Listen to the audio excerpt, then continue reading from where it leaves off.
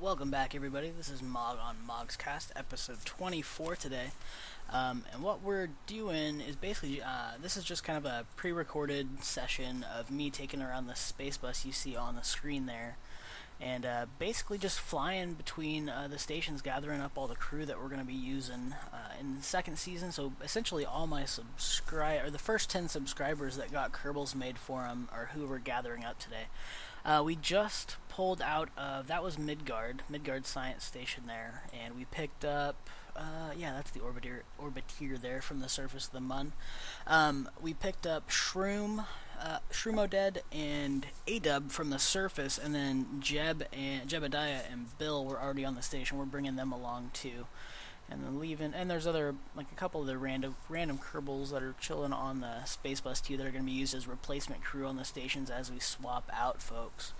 But yeah, as you see, we're just kind of burning away here. We're still above the Mun, and this is, I do believe, the initial burn to get out to Minmus. We're heading out to the micro station there to pick up the crew from the surface and the station. So that's like all those folks that got sent up. Now, I know some of you were on the surface of the Mun, and I don't know if you may have caught it in the previous videos, but some of you guys got bugged out and were lost in the process of transfer between the orbiteer and the base. So you guys got sent up to Minmus. So if you haven't seen that video a few episodes back, you'll be out there, and we're going to be picking you up that way. So let's see. We are getting very close. This is, like I said, episode 24. We're going to be pushing out. We got one more episode to go, basically. That's coming up tomorrow. That's the finale episode for this season. And there's going to be a gift that I'm going to be giving away to one lucky subscriber who will get it, as long as everybody follows the rules, puts a comment either suggesting a name and job and trait layout for Project Zomboid for a character, or comes up with a plan for Season 2 of Kerbal Space Program, like a mission that you'd like to have to see on Season 2, post it in the comments on the 25th episode, and I'll enter you if you're a subscriber. I gotta point that out. This isn't just giving stuff away. It's, for subscribers.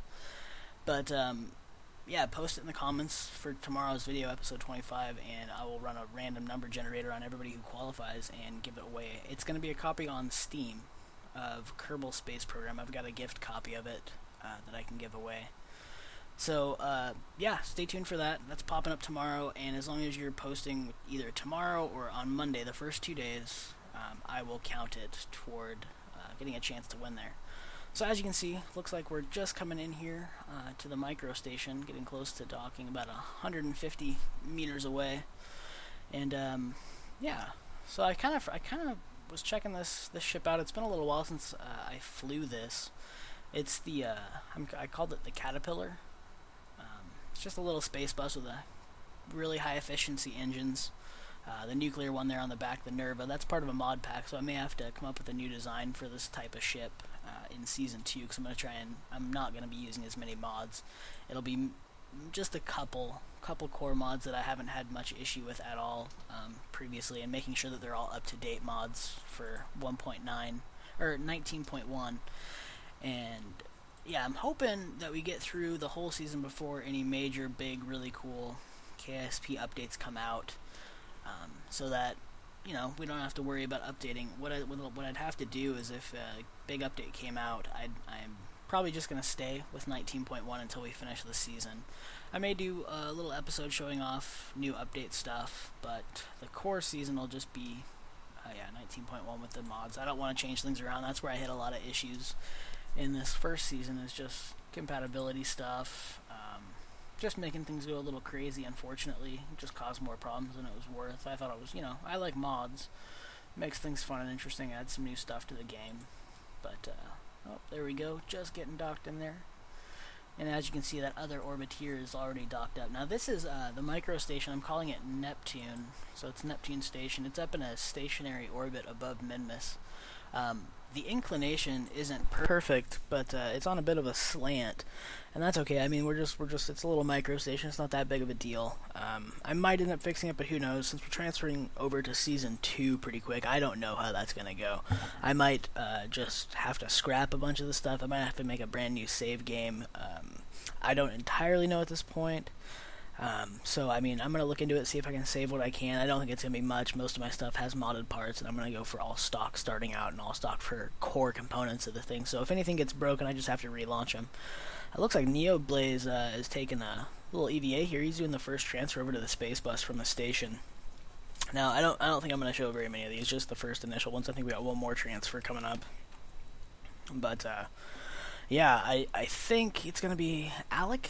Is that right? Let's take a look. Alec, is that who we're launching out? Alec Anders? Yep, launching out Alec Anders. And I think we're just going to cut it here, do the rest of crew transfers and all that, and just kind of went forward to just pushing off the mission, so this didn't take up a whole lot of time. Didn't have to do a super long video. This was 2 hours worth of video initially, and I cut it down to like 17 minutes or some junk. Just taking out all the boring parts, things like that. So we're just about ready to detach. I think we just did, maybe. Yeah, we already did. I'm just pushing away from the station after we got all of our crew here. So what we're looking at this point is we're leaving the Minmus station, and we're going to be burning back to the Mun, where we're going to be docking with the fueling station, as opposed to the science station before. And then from there, we're just going to go down into a decent orbit above Kerbin. We're not going to go to the station just because it's so dang laggy there, and there's nobody there that I need to pick up. So we're just going to kind of float in the ship, awaiting what's going to happen in the 25th episode, the finale. What I will say, since that's coming up tomorrow, I think you guys would enjoy this, is we're going to build a small, well, okay, we're not going to build a small, it's going to be a fairly large vehicle, but it's going to be multi-part, and it's going to have a lot of storage for people. I think it's going to seat 11, I do believe, is going to be, maybe even more total. It's a 2-part craft. I've called it the Wyvern thus far. I don't know if I'll come up with a better name for it, but that seems to work for its design. What it does is, if you guys have seen Star Wars, those little Jedi starships things that they use in the newer ones with the rings, the little orbital rings that they use for transferring or jumping to light speed or whatever the heck they were for. I've made a similar system where the ship itself docks into a little ring that's left in orbit when you get to a new planet, and it's got really efficient engines and a bunch of fuel capacity and all that. So basically you shut off the drop ship itself and just dock into the ring, and the ring pulls you out to other systems, and you can refuel the ring with the ship itself, just taking it down to the surface if you had something like the Cathane mod, or when they released the new update, the other mining stuff for refueling. But what was I gonna say? Yeah, so I'm building that. Yeah, the ship itself is done. Just need to build a launcher for it, and then basically launch that up. We're gonna launch up the orbital ring that goes with it, which I haven't entirely finished just yet. I need to do some tweaks and then make sure I can get an actual launcher that's going to get it up into orbit. It's tough. That thing's like 150 tons or something, give or take, just at its final stage. So that's like tons of fuel. That's crew capacity or whatever, crew living quarters, that kind of thing that's going on. So I mean, we gotta get all that up into space, and that's tricky. That is not an easy thing to do with that big of a ship. But I haven't tested them yet. The big thing is I'm hoping, and I think even with all the weight, and once it's all together in two parts or as a single part, I think it'll have enough Delta V to get out to Duna. That is my hope. I don't know that for certain, but excuse me. That's what it was built around. It's got all those nuclear engines, so it gets a decent amount of thrust. And yeah, I'm hoping it has enough to pull the whole thing out there. Otherwise, I might leave some people stranded in orbit, which wouldn't be good. But I haven't tested it yet, so that's the thing. If you guys want to see me break stuff, if you guys want to see me like going through all like the failures and testing phases, just let me know in the comments or something.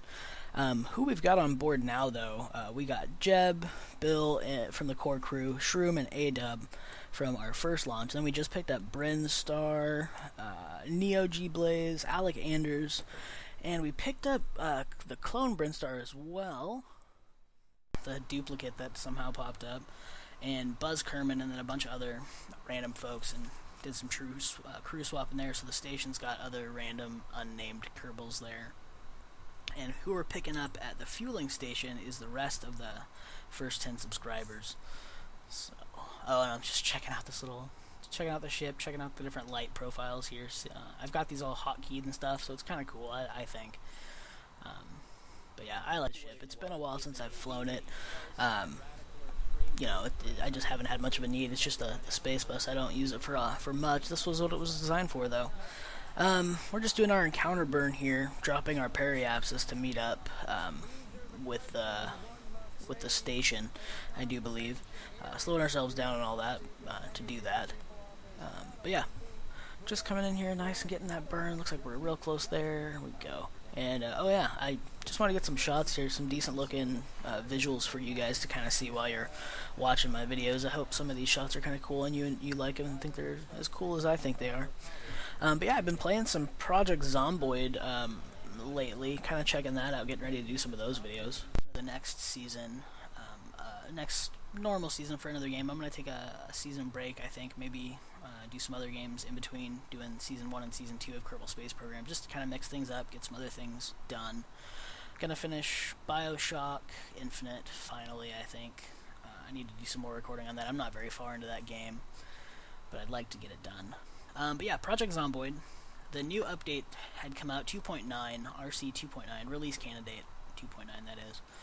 With a few different builds. Unfortunately, it has been getting some bugs. They've done a lot of cool things, but like the newer one, build 6 that they had released on the forums, I just would get swamped with zombies. Like, I couldn't do anything. Like, I'd turn one corner and there'd be a horde. I'd try to lose them around trees and there'd be another 2 hordes. It was just ridiculous. It just wouldn't end, which apparently is a pretty common issue. Even out in the suburbs, like where my guy was, it was just swamped.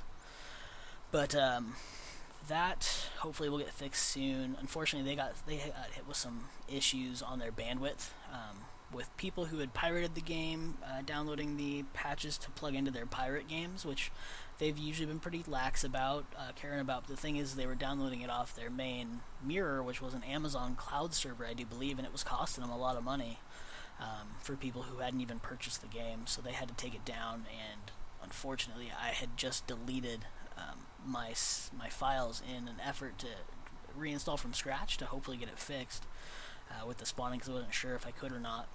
Didn't end up working out, but looks like Kilroy Smith there is taking a little EVA down to the station. He's transferring from the fueling station up there. So yeah, who we're picking up here?